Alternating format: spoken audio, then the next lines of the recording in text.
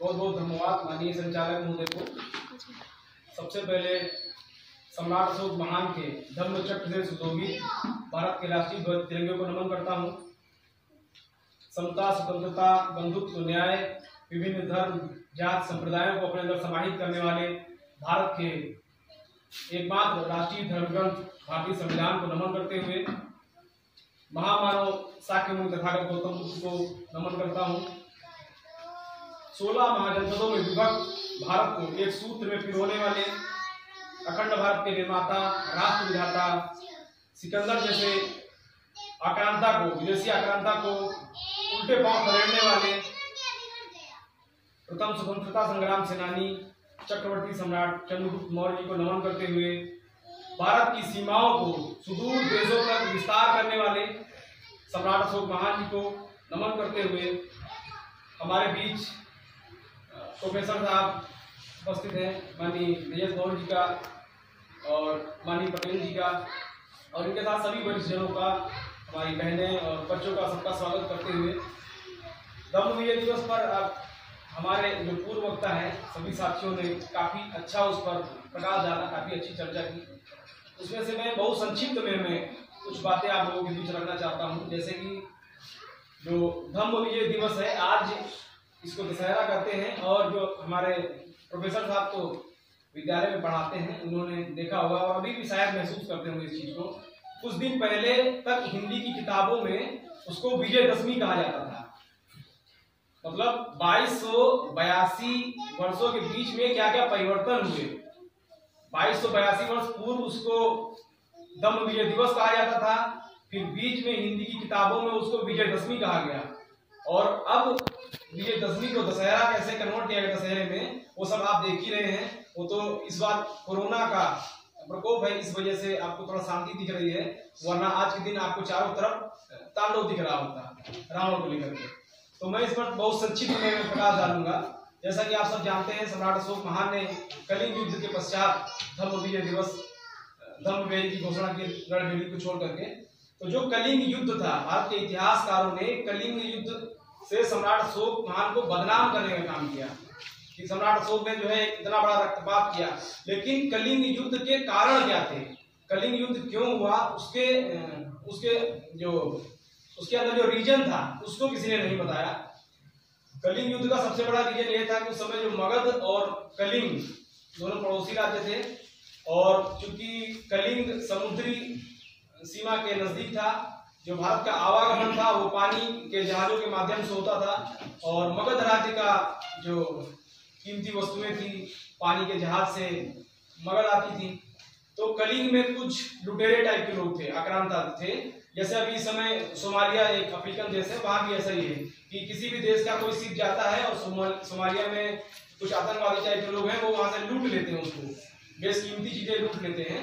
तो ऐसे ही मगध की वस्तुओं को कलिंग के लोग लूट लिया करते थे।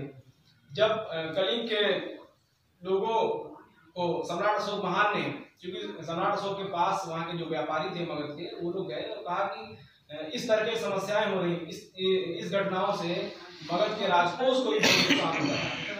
तो सम्राट अशोक ने कहा कि ठीक है भाई, मैं इसको समाधान करता हूँ इसका। सम्राट अशोक ने उन लोगों के साथ, कलिंग के लोगों के साथ बातचीत किया, बातचीत करके चर्चा करके समस्या का समाधान खोजने का प्रयास किया। ठीक उसी तरह जैसे वर्तमान में भारत कभी चीन के साथ वार्ता करता है, कभी पाकिस्तान से वार्ता करता है, ताकि युद्ध ना हो, सिर्फ वार्ता से बात कर जाए, बात बन जाए। तो सम्राट अशोक ने प्रयास किया, लेकिन कलिंग के लोग इस बात को नहीं माने। वो लोग धीरे से फिर वही घटनाएं होने लगी कुछ दिन बाद। तो सम्राट अशोक को लगा कि अब लूटपाट की घटनाओं को रोकने के लिए अब युद्ध बहुत जरूरी हो गया, युद्ध ही अंतिम रास्ता हो गया है। तो सम्राट अशोक महान ने फिर कलिंग पर आक्रमण किया और आक्रमण करने के बाद जब उन्होंने कलिंग पर विजय प्राप्त की, तो दुनिया के सभी सम्राट या दुनिया की कोई भी किसी भी देश का, आप यहाँ तक देख लीजिए कि भारत की जैसे क्रिकेट टीम जब जीतती है तो हमारे कप्तान थे, उन्होंने विदेश में अपनी टी शर्ट को उतार के वहां पे डांस करना चालू कर दिया, एक उत्सव जोश में। लेकिन सम्राट अशोक ने इतना बड़ा युद्ध जीतने के बाद कोई उत्सव नहीं बनाया, क्योंकि उन्होंने जब रक्तपात को देखा तो उनके अंदर एक ग्लानि हुई। उन्होंने कहा, उनको ऐसा लगा कि ये बहुत गलत हुआ, बहुत अनर्थ हुआ है। अब कुछ लोग ये भी कहते हैं नहीं, सम्राट अशोक ने बहुत लोगों की हत्या की। जब कोई युद्ध होता है तो दोनों पक्ष के लोग मारे जाते हैं, ऐसा नहीं कि सिर्फ कलिंग के लोग मारे गए थे, उसमें मगध के जो सैनिक थे वो भी मारे गए थे। तो बहुत सारे बच्चे अनाथ हुए थे, बहुत सारे लोगों की माताएं बहनें विधवा होती। इस सब चीज को सम्राट अशोक ने महसूस किया, और जब महसूस किया तो उन्होंने फिर बौद्ध ग्रंथ जो थे, बौद्ध जो थे, उनके माध्यम से धम्म को स्वीकार किया। अब धम्म को स्वीकार करने के बाद फिर उस दिन को, जैसा कि माननीय विकास जी ने और भैया जी ने बताया कि सैन्य निरीक्षण होता था, ये एक परंपरा थी। लेकिन इस परंपरा को नष्ट करने की क्या जरूरत थी, और जिन लोगों ने नष्ट किया उन्होंने किस तरह से सांस्कृतिक घोटाला किया। इतिहास का एक पहला सांस्कृतिक घोटाला है दशहरा, जो है जिसको दशहरा कहते हैं। दशहरा इसलिए कहा जाता है, इस पर मैं संक्षिप्त में, कि सबसे पहले सम्राट चंद्रगुप्त मौर्य, बिंदुसार, सम्राट अशोक महान, खुड़ाल, दशरथ, शालिशुक, देवर्मा और बृहदत्त, 10 सम्राटों के शासन का अंत हुआ। तो इसलिए इसको इन लोगों ने 10 शासकों के शासन का अंत हो गया, इसलिए इसको दशहरा कहा। अब आप सब पढ़े लिखे लोग हैं, आप सब विज्ञान को पढ़े लिखे लोग हैं, आपके बच्चे जाते होंगे, आप लोग भी गए हैं। आप लोग इस बात को समझ सकते हैं कि 10 सिर वाली कोई प्रजाति कभी भारत ही नहीं, पूरी दुनिया में कभी हुई नहीं है, कभी नहीं हुई है। आपके सामने जो प्रस्तुत किया जाता है दशहरे को, एक गर्दन इधर, एक गर्दन इधर लटका दिया उसको, तो ऐसा भारत ही नहीं, पूरी दुनिया के इतिहास में कहीं ऐसी कोई घटना ही नहीं है। वो सिर्फ आपके दिमाग में जबरदस्ती एक चीज थोप दी गई है। अब आप लोग उसको प्रश्न नहीं कर सकते हैं। आप प्रश्न करेंगे तो आपके ऊपर वो लोग कभी राष्ट्रद्रोही, कभी बोलेंगे कि ये धर्म विरोधी है। लेकिन अब जब आपके बच्चे स्कूल जा रहे हैं, अगर आपका बच्चा शाम को वापस आएगा और अगर आपसे बोलेगा कि पापा क्या रावण के 10 सर थे, आप क्या कहेंगे उसको? आपको अगर आपके भाई का अगर अभी एक्सीडेंट हो जाता है, आपको उसको खून देना है, तो भैया जी हमारे डॉक्टर हैं, अगर उसको खून देना है तो सबसे पहले क्या होता है, दोनों लोगों का ब्लड ग्रुप मैच किया जाता है, और जब दोनों का मैच कर जाता है तभी आप उसको दे सकते हैं। वो चाहे आपका पिता हो, चाहे पुत्री हो, चाहे कोई भी हो, आपका रिलेटिव नहीं दे सकता है। फिर वो रावण को 10 सिर अलग अलग काट के लगाने का, तो ये सब इतिहास का जो सबसे पहला सांस्कृतिक घोटाला हुआ, वो यही सबसे पहला सांस्कृतिक घोटाला हुआ। और सम्राट अशोक महान का जब शासन का अंत हो गया, उनके 140 वर्षों के शासन का जब अंत हो गया, तो इन लोगों ने उसके बाद घोटाला चालू कर दिया। अब वर्तमान जो इतिहासकार हैं, वो कुछ इतिहासकार तो यहाँ तक कह देते हैं कि वास्को डी गामा ने भारत की खोज कर दी। मतलब जैसे भारत वास्को डी गामा से पहले भारत था ही नहीं, इस तरह से मतलब झूठी झूठी कहानियां एकदम आपके बच्चों पर थोप दे रहे हैं। और आप लोग भी हैं कि बिल्कुल आंख बंद करके जो कह दिए उसको आप लोग मान लीजिए। तो आप ये सोचिए कि एक तरफ ये सम्राट अशोक महान है और इनका धम्म है, इनके ऊपर आज दुनिया के हजारों लाखों जो पीएचडी के छात्र हैं वो शोध कर रहे हैं, आज भी शोध कर रहे हैं इनके शिलालेखों पे। हम लोग अभी इनको जितना जान पाए हैं वो मुझे लगता है कि 10% ही जान पाए होंगे हम लोग, बाकी चीजें अभी जमीन के अंदर ही हैं। आप लोग कभी जाइए सोचिए कि अगर सम्राट अशोक से नफरत थी उन लोगों को, सम्राट बृहदत्त मौर्य से नफरत थी, चलिए मान लेता हूँ ये गलत व्यक्ति थे, लेकिन आप कभी सारनाथ जाइए, कभी आप नालंदा जाइए, कभी आप लुम्बिनी जाइए, कहीं भी आप जाइए और वहां के संग्रहालय में जो सम्राट अशोक कालीन जो वस्तुएं, जो चीजें, जो पुरातात्विक अवशेष हैं, उनको जाकर के देखिए। इन लोगों ने खंडहर में तब्दील करने का काम किया है। किसी की नाक तोड़ दी है, किसी कान तोड़ दिए, किसी का मुंह तोड़ दिया है। तो इन लोगों को उससे क्या दिक्कत थी? ये जो अशोक स्तंभ आप लोग देख रहे हैं, जो भारत का राष्ट्रीय प्रतीक चिन्ह है, इसको भी इन लोगों ने तोड़ दिया। इसके ऊपर ये इस आकार में नहीं था, इसके ऊपर एक चक्र बना था और उसमें 32 तीलियां थी, उसको भी इन लोगों ने तोड़ दिया। और तोड़ने के बाद भी मिट्टी में उसको पूरा दबा दिया, दफना दिया।